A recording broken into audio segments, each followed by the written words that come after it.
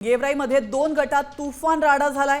आमदार विजय सिंग पंडित आणि माजी आमदार लक्ष्मण पवार यांच्या समर्थकांमध्ये दगडफेक झाली आहे। दगडफेकीनंतर पोलिसांचा मोठा फौजफाटा या ठिकाणी तैनात करण्यात आला।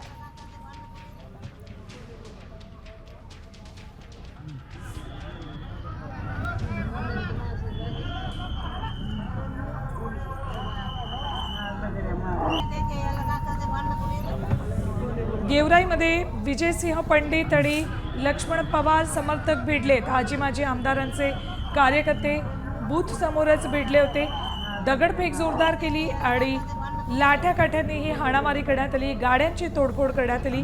अखेर पोलिसांनी हा जमाव पांगवला आणि या प्रकरणात काही जणांना ताब्यातही घेतले।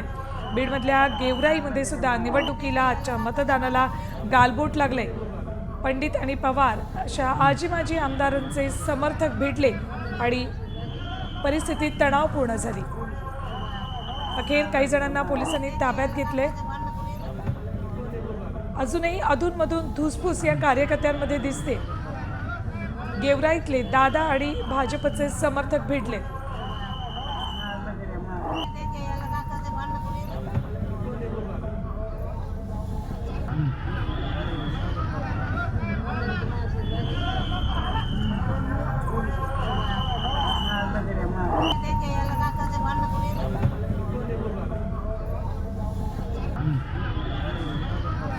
काय घडलं होतं नेमकी त्याने काय पाहणी करताय?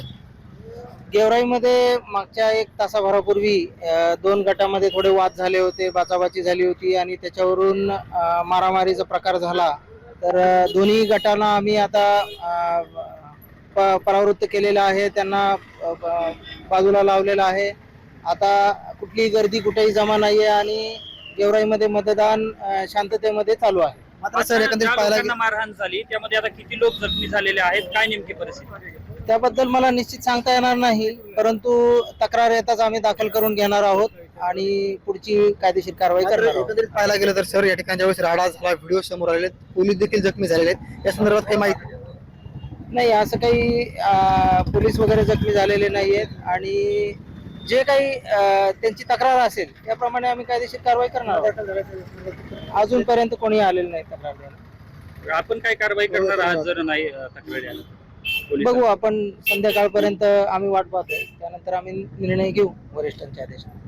किती पोलीस बंदोबस्त लावलेला आहे त्यांना गेवराईमध्ये, कारण शांतता वातावरण राहावं म्हणून?